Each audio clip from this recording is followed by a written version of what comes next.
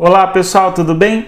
Nós vimos a Dilma Rousseff viajando à Rússia e encontrando o governante russo a fim de discutir uma série de questões no âmbito não apenas da cimeira entre Rússia e países da África, que é um encontro diplomático russo com países africanos, mas também no âmbito dos BRICS. Haja vista que vários assuntos de economia foram debatidos na Rússia por parte de Dilma Rousseff e Vladimir Putin.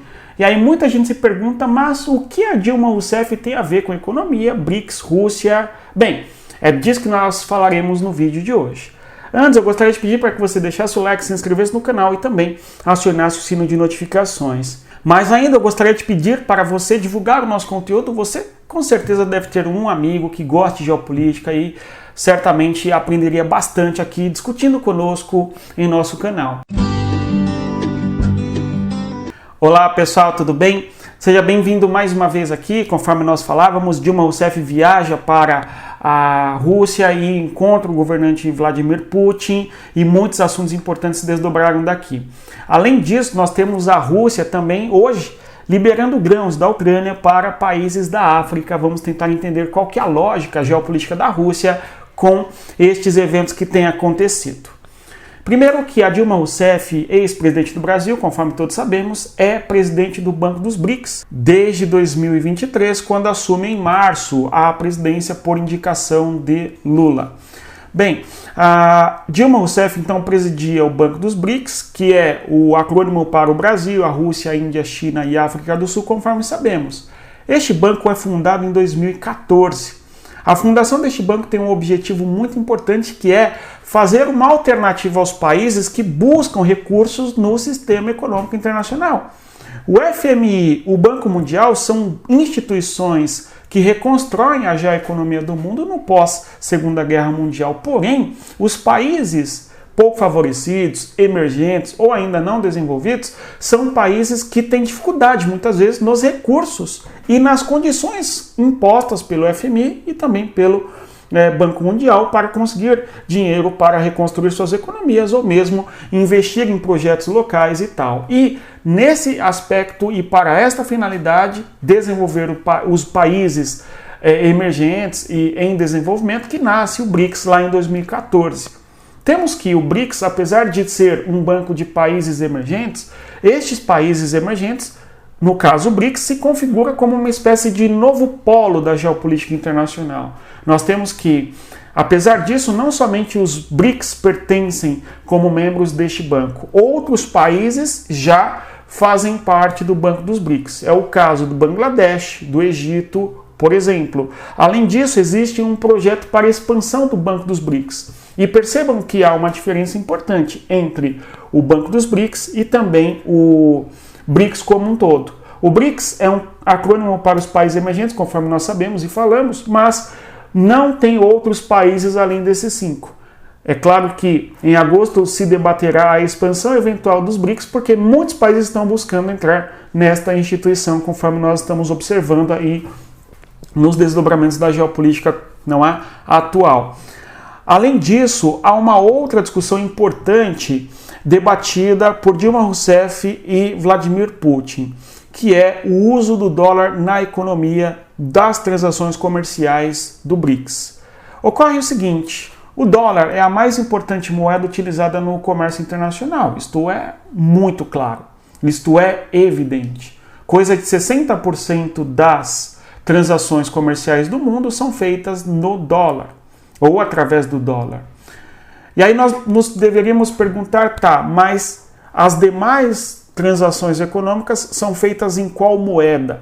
Isto porque existe um fetichismo bastante bocó, muitas vezes, de que nós não vamos utilizar o dólar e vamos destruir o imperialismo americano. Porém, não é bem assim que funciona, até porque se se usa o dólar para as relações comerciais internacionais, a grande questão é por quê? Existe uma influência econômica gigante dos Estados Unidos na economia internacional, isso é inquestionável, ponto, mas o dólar é uma moeda estabelecida, que tem lastro, que tem todos os atributos que uma moeda precisa ter para ser usada e aceita nas relações internacionais. Agora, além do dólar, utilizam-se outras moedas, o próprio yuan é um deles, a moeda chinesa, nas relações internacionais, ou então o euro, que é uma moeda fortíssima, que também é usada na economia internacional, sem contar a libra. Então as pessoas ficam a discutir, não, porque o fim do dólar é o fim dos Estados Unidos. Simplesmente deixem de usar o dólar e usem outras moedas, não há por que não fazê-lo, já que as outras moedas cumprem os requisitos necessários da moeda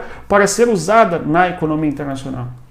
Mas existe um glamour nessa discussão de usar ou não usar o dólar na economia internacional e tal. Mas este não é o principal assunto. Mesmo porque o próprio BRICS utiliza mais ou menos 20% de yuan nas suas transações comerciais.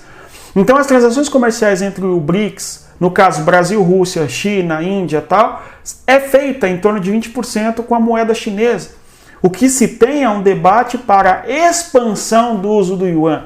Então há um projeto de que até 2026 nós teremos mais ou menos 30% das transações comerciais entre os países do BRICS sendo feita na moeda yuan, que é a moeda chinesa.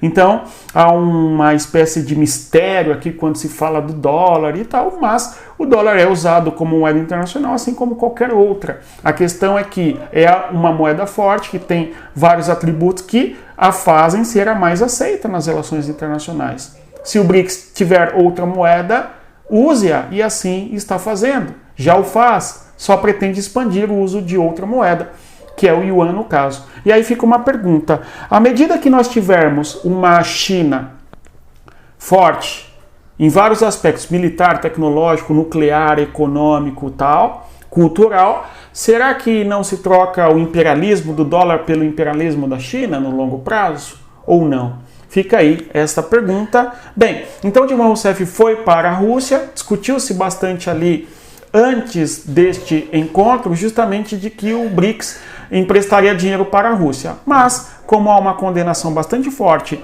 por parte do mundo ocidental, Europa, Estados Unidos, em relação à guerra entre Rússia e Ucrânia, certamente isto não foi adiante. Então, discute-se que a China teria barrado o empréstimo de dinheiro do BRICS para a Rússia. Outros assuntos importantes em relação à Rússia e os países africanos envolvem a Ucrânia e o fornecimento de grãos. Agora, é interessante observarmos e termos clareza, reitere-se, o seguinte: a Rússia mantém as suas diplomacias e encontros diplomáticos internacionais com os países que não a estão sancionando para dar um ar de normalidade. É este o objetivo. Tudo bem? Nós tivemos recentemente uma cúpula econômica, um fórum econômico em São Petersburgo, na Rússia também, e agora nós temos este outro encontro envolvendo Rússia e países africanos. Há uma discussão que é a seguinte também: nós tivemos, vocês devem ter visto, que apenas 17 países da África compareceram a este encontro em 2023. Em outros anos, nós tivemos a presença de 40 países africanos comparecendo à Rússia a fim de discutir a relação comercial entre Rússia e países da África, a relação diplomática entre Rússia e países da África. Isso tem sido interpretado de duas maneiras. A primeira delas, por parte da Rússia, é de que, apesar da sanção econômica de países da Europa e dos Estados Unidos em relação à Rússia, por outro lado, os países da África não têm a mesma nota de crítica, o mesmo tom de crítica em relação à Rússia. Essa é uma interpretação. Uma outra é que não. Apesar de nós termos, sim, a cimeira, a cúpula acontecendo entre Rússia e países africanos, o comparecimento de países da África na Rússia é menor do que em anos anteriores, e o que mostraria um maior isolamento do Putin na realidade geopolítica internacional. Conforme se vê, são interpretações divergentes. Quem tem razão é difícil de sabermos precisamente, o tempo vai nos dizer. Agora, o que chamou bastante atenção foi o aceno do Putin de liberar os grãos no sul do Mar de Azov, do Mar Negro, para o país ou para países africanos. A Ucrânia é um importante território produtor agrícola. A Ucrânia é um território onde você tem planícies com solos, que é o solo Chernozem, muito fértil, e a Ucrânia é um importante produtor de trigo, em especial trigo, bem como outros cereais agrícolas da mais alta importância para a alimentação da humanidade. Porém, esse território ucraniano ocupado militarmente pela Rússia em decorrência da guerra faz com que nós tenhamos, infelizmente, uma diminuição do fornecimento do produto agrícola para o mercado internacional e tal. Houve uma tentativa da Turquia, conforme nós vimos nas últimas semanas, de negociar a liberação de grãos e cereais da Ucrânia para o mundo, mas à medida que a Turquia aceita a Suécia na OTAN, nós tivemos que a Rússia dispensa a Turquia do acordo e nós temos que os grãos em comando, os cereais em comando da Rússia, é acenado para que tais cereais serão destinados para os países africanos. Pelo menos esta é uma indicação do governo de Moscou, conforme nós vimos. Os países a serem abastecidos com estes cereais, na visão da Rússia, são países que necessitam de ajuda para a alimentação. Eu separei aqui o nome dos países que são a Burkina Faso, Zimbábue, Mali, Somália, República Centro-Africana, 6 países, portanto, que receberão, segundo a promessa do Putin, estes cereais que estão aprisionados em porto na Ucrânia. Nós temos, então, uma importante cúpula diplomática envolvendo Rússia e países na África e, por enquanto, são estes os desdobramentos. Vamos continuar acompanhando e digo a você, se você quer aprender geopolítica e não sabe por onde começar, baixe o nosso guia de estudos, cujo link está aqui na descrição do nosso vídeo, onde você terá ali uma indicação farta bibliográfica para que você saiba o que ler, o que estudar para você deixar de ser ignorante, ok? Eu falo assim de maneira bastante grosseira, mas os alunos, né, sabem que é brincadeira. Mas é verdade, né, gente?